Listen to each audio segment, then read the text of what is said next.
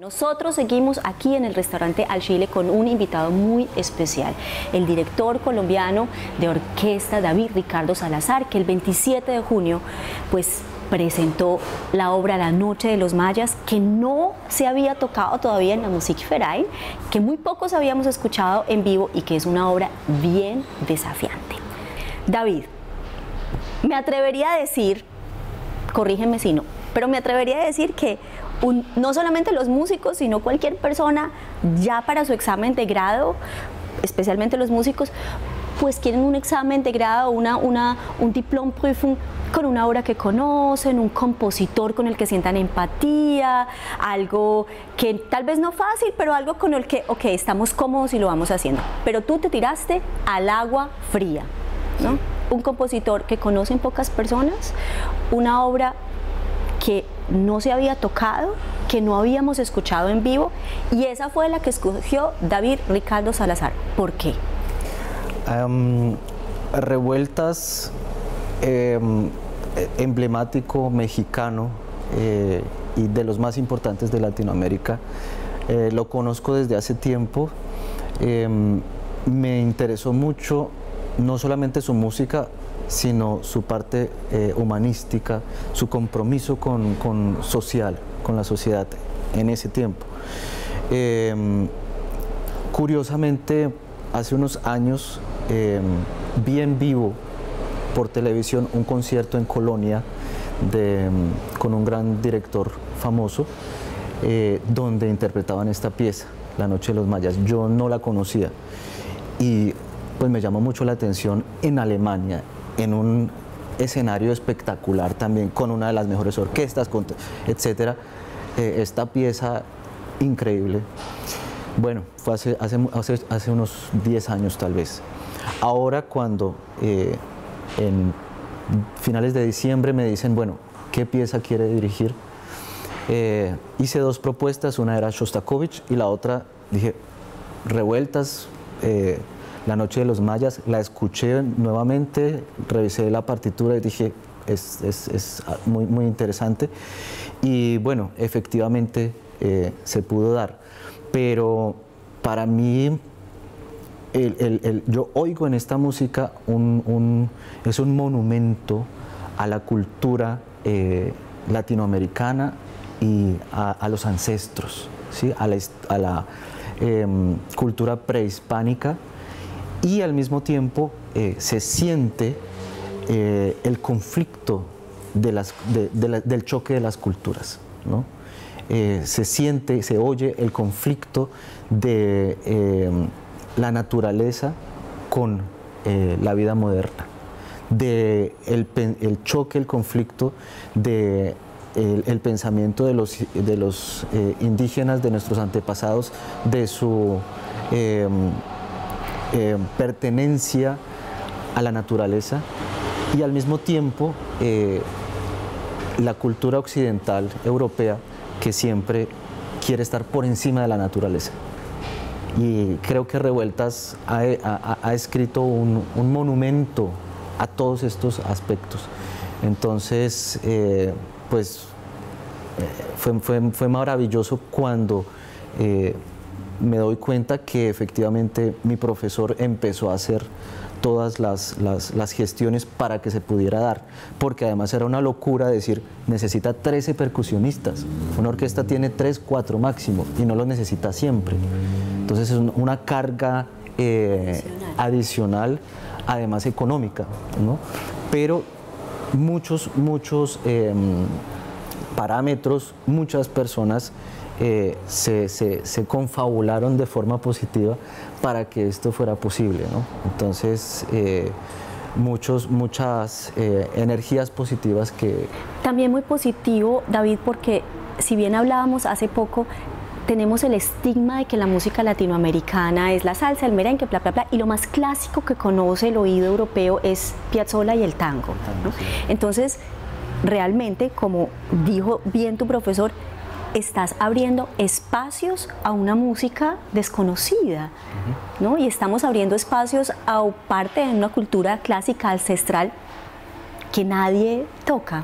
Sí, efectivamente. Digamos que el riesgo, obviamente por un lado, a que no funcionara, era muy alto, pero al mismo tiempo la posibilidad de simplemente abrir un espacio, o sea, tengo un cuadro en blanco que estamos pintando, ¿sí? Y que con cada línea que logramos estamos sorprendiendo tanto al músico mismo de la orquesta como al público, ¿no?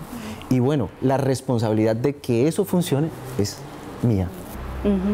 Como ser pionero en algo y abrirle también el espacio a otros músicos latinoamericanos y el lugar también. Exactamente, exactamente. O sea, en esta sala se puede tocar esta música, hay público y hay orquesta para eso casi. Exactamente, es decir, a ese nivel, en esta sala es algo mundial. ¿Por qué? Porque gran parte del público que está allí oyendo es un público que conoce, que tiene un oído extremadamente exquisito, ¿sí? Entonces es como, no sé, estás comiendo gourmet, ¿no? Existe algo así, una comparación un poco de pronto odiosa, pero creo que la más plástica, y de repente al lado te traen una hamburguesa de cualquier parte, ¿sí? Entonces es eso, atreverse a decir, de Latinoamérica tenemos también platos al nivel de esta cultura europea. David, voy a hacer una pregunta bien ignorante. ¿Cómo transmite un director a la orquesta? ¿Cuáles son las herramientas que le tienen que dar para darles la tranquilidad, para decirles es una pieza desafiante, pero lo vamos a lograr? Porque es que es una pieza bien desafiante la que tocaron ayer. A ver, bueno, es el final de un proceso para mí de 6 años de entrenamiento, donde me enseñan, me dan las herramientas, como tú dices, para poder hacer esto. Pararme enfrente de la orquesta y con con gestos en la medida de lo posible, solamente con gestos transmitir la música. Es algo un poco metafísico también. Yo estoy convencido de que él se da cuenta en qué momento yo me desconecto cuando yo dejo de mandarle información a él. O sea, y es más que la mano, es de acá. Y te lo digo también porque cuando tú ves a un ingeniero trabajando, cuando tú ves a un arquitecto trabajando, tú ves que dan las órdenes, y es lo que acabas de decir, se utiliza la palabra, ¿no? Un profesor da la orden, pero en el músico, e incluso diría que a veces hasta en los actores, pero no tanto porque ellos tienen sus líneas, es de verdad, te miro, me miras, y es casi que una relación amorosa. Sí. E incluso si nos odiamos, tiene que funcionar. Exacto, ¿no? Y esa es la maravilla de la música, ¿no? Que el objetivo es encontrar una armonía, así no nos conozcamos, así no, como dices, así peleemos, porque pasa muchas veces que se encuentran las personalidades. Hay que tener en cuenta también que estamos hablando de gente muy preparada, de gente que pasa 6 horas de su vida desde los 5 años estudiando su instrumento, preparándose para hacer esto. Entonces son egos, ¿no? Egos de personalidades muy fuertes. Entonces hay que encontrar de alguna forma que esas ondas puedan funcionar armónicamente, ¿no? De lo contrario no es posible hacer música, ¿no? Entonces, pero sí, ese es el trabajo, y es casi imposible de verdad explicarlo. O sea, no hay una fórmula matemática para esto, ¿no? Volvamos nuevamente a la pregunta, y como te decía, yo siempre he querido saber cuál es ese último pensamiento que le pasa al director de orquesta cuando ya vas a ir a la sala y la sala está llena, el público está esperando, ya la orquesta hizo porque ya afinaron todos y ya solamente estás tú con tu batuta y respiras. Y ¿cómo fue para David?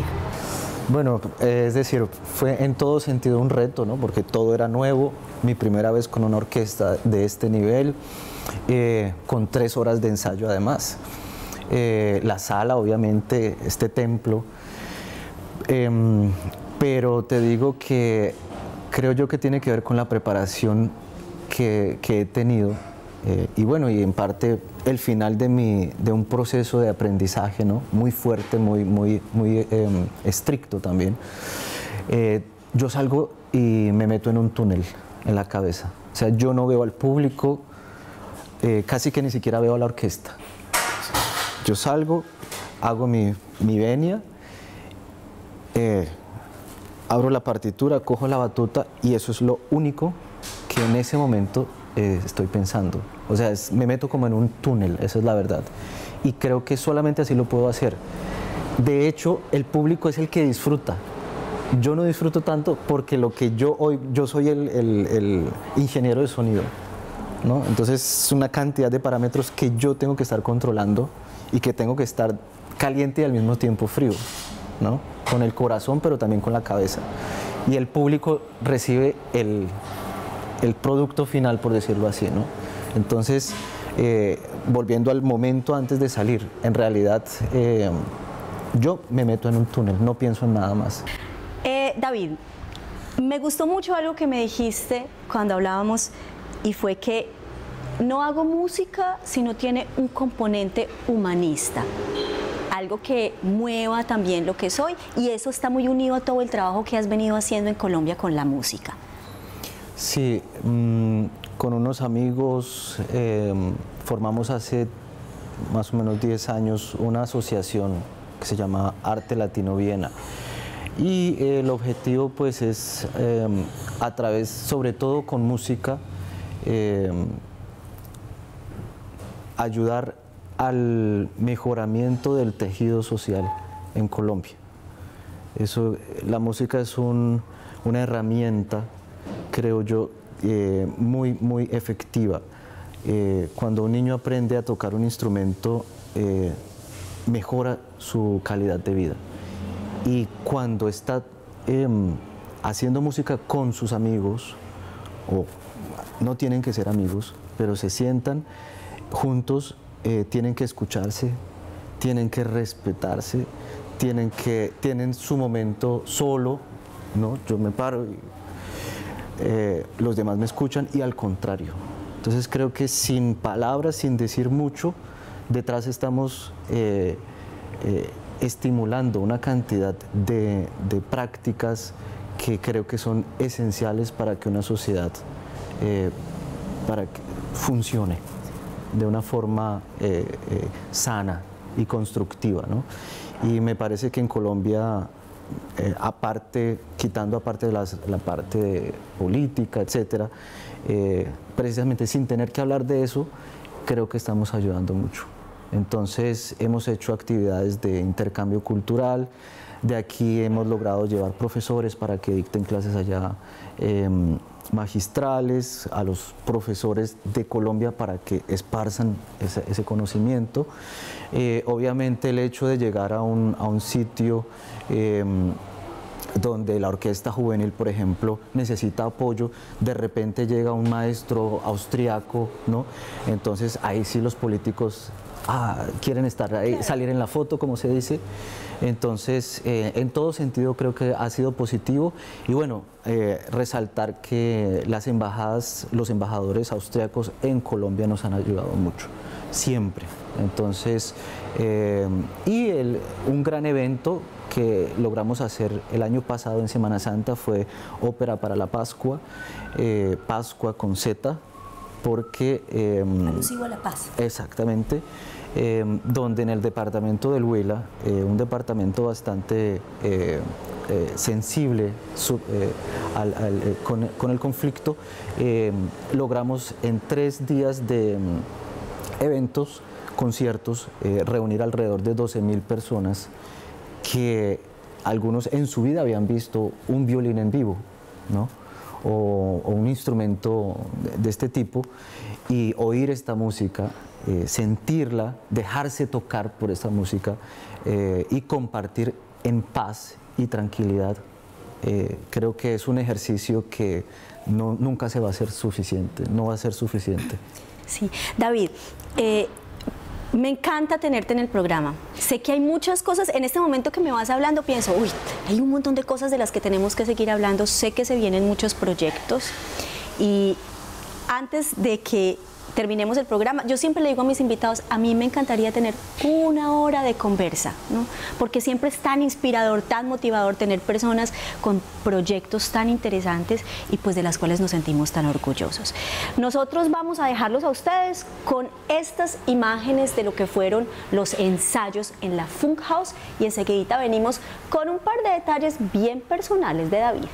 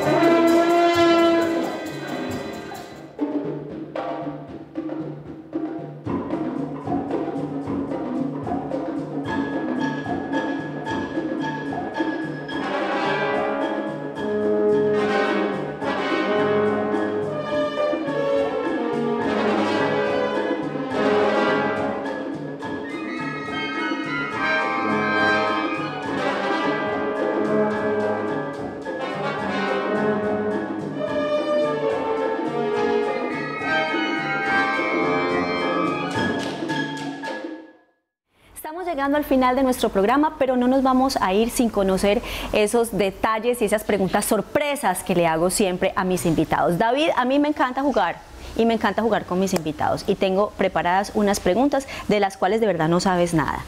Te las voy a decir, las contestas sin pensar y cuando no sepas dices paso. Aquí no hay teléfono yoca, pero dices paso. Okay. ¿Listo? Perfecto. David, una nota musical. Mi. Un instrumento. El redoblante. Una profesión que no tenga nada que ver con la música. El médico. Esa canción que pones todos los domingos para bailar. Paso.